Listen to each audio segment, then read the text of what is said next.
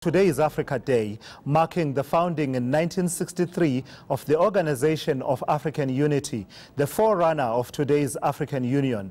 As we celebrate Africa Day, it's a good opportunity to question the relevance of the African Union.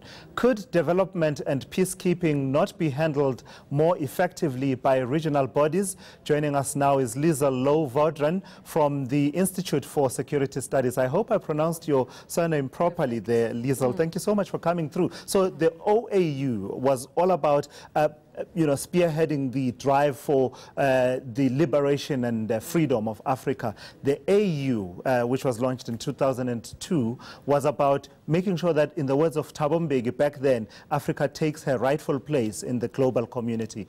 How has it fared in trying to achieve that in the last few years? Yes, I think it's been difficult, but against all odds, 55 countries, 55 member states now, after Morocco joined last year, have made certain norm-setting standards. Now, the African Union can't impose on countries to, for example, respect democracy, or it can sanction, and it has, if there had been military coups and regime changes and so on.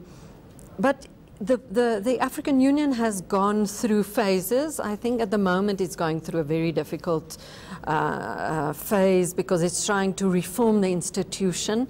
It's a huge bureaucracy there in Addis Ababa with about 2,000 people, 8 commissions that want to look at economic development, peace and security. And so at the moment there is a drive to streamline the organization, to make it more effective. But it's very difficult because member states and regions sometimes disagree with what the Central AU Commission in Addis Ababa is trying to do, and it is sort of natural, but these reforms are sort of getting stuck now. We need and these are the reforms that are being championed by Rwandan President Paul Kagame, who is the current AU chair. Yes, absolutely. Now, he's got a committee with him, and earlier this year, our foreign minister said that SADC is now also going to send 3 representatives to this 15-member commission, which was something that SADC had asked for actually in January, to make it a bit more representative, to make this whole reform process. But there's a philosophical sort of underpinning of all this. Some people feel the AU is an organization of member states, and the member states decide, and they don't want the African Union Commission in Addis Ababa to dictate to anybody. So and this is how a lot of member states in SADC also feel. One gets the impression, for example, when there are reforms about giving the AU Commission more powers, so there's that issue. But others feel no, it must be like the European Union, strong, centralized.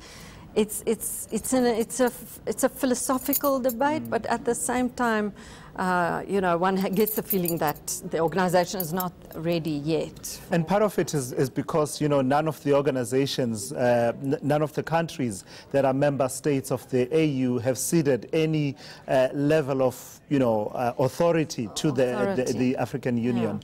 Yeah.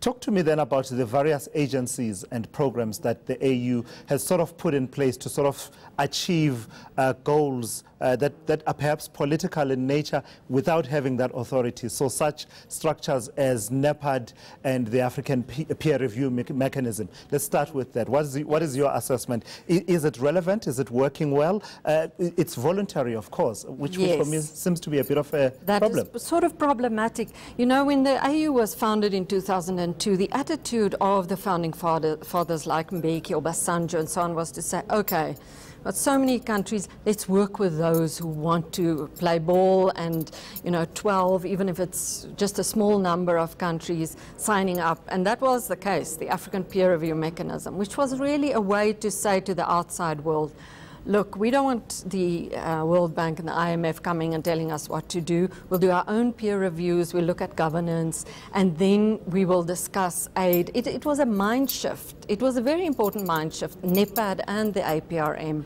because it was Africa taking charge and saying, we've got these institutions in place.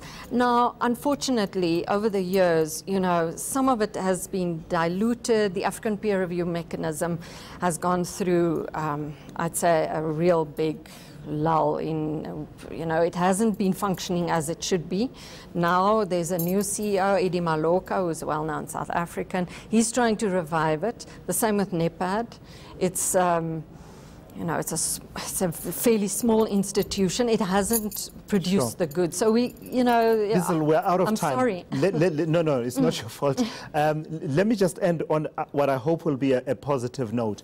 The AU is talking about Agenda 2063 and all those objectives that they have of the kind of Africa we want by the time the AU turns 100 years old. But in the interim, they've been making some pretty promising noises, haven't they, about the African free trade area and the continental passport and the visa-free travel among people. The air travel market has now been launched. Are you optimistic when you see those developments? Yes, because I think there is a consensus that economically Africa should trade with itself, and development will only come through Africa standing together in a global environment where we have, Brexit and Donald Trump and so on. Those economic initiatives are, there is really a strong sense that even South Africa indicated it will sign on maybe at the next AU summit in Mauritania next month onto the African free trade area. But these are difficult initiatives that take a long time. It could be 10, 15 years, but there's definitely consensus on economic cooperation, where while the politics is still a little bit, as I say, there are fundamental differences about how the AU should be run. All right, thank you so much for coming through. I really appreciate your insights. That is Liesl Louw-Vaudran from the Institute for Security Studies.